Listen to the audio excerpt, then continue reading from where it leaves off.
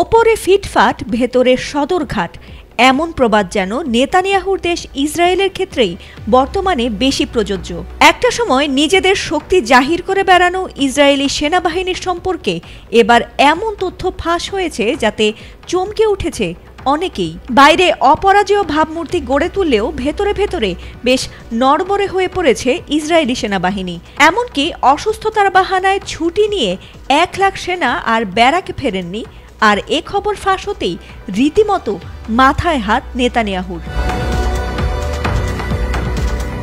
ট্রাম্পের আপত্তি ও আন্তর্জাতিক মহলের তীব্র নিন্দা সত্ত্বেও গাজার পূর্ণ দখল নিতে নতুন করে সামরিক অভিযান শুরু করেছে বেনিয়ামিন নেতানিয়াহুর বাহিনী। তবে ক্লান্ত বিপর্যস্ত রিজার্ভ সেনা দিয়ে আদৌ গাজা দখল করা সম্ভব কিনা সে নিয়ে যথেষ্ট সন্দেহ রয়েছে। আর এমন বিস্ফোরক তথ্য জানা গেছে আন্তর্জাতিক গণমাধ্যম টিআরটি ওয়ার্ল্ডের এক প্রতিবেদনে বলা হয়েছে ইসরায়েলে প্রায় 1 লাখ রিজার্ভ সেনা ছুটি শেষে আর ফিরে আসেননি।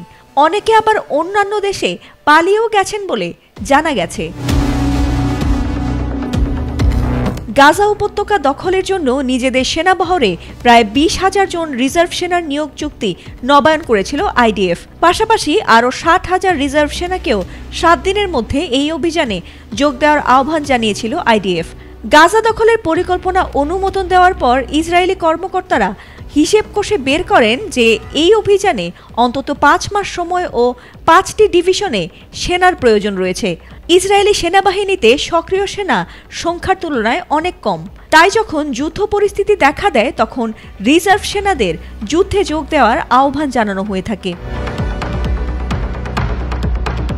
তবে টানা 2 বছর ধরে শুধু গাজাই নয় বরং লেবাননের হিজবুল্লাহ, ইয়েমেনের হুতি ও ইরানের সঙ্গে যুদ্ধে ব্যস্ত থেকে ইসরায়েলের সেনাবাহিনীরা ক্লান্ত, বিধ্বস্ত, আবার অনেকেই আহত।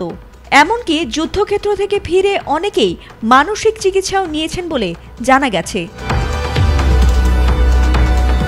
সম্প্রতি এক জরিপে দেখা গেছে সেনাদের মধ্যে 40%ই লড়াই চালিয়ে যাওয়ার ব্যাপারে আর উৎসাহ পাচ্ছেন না।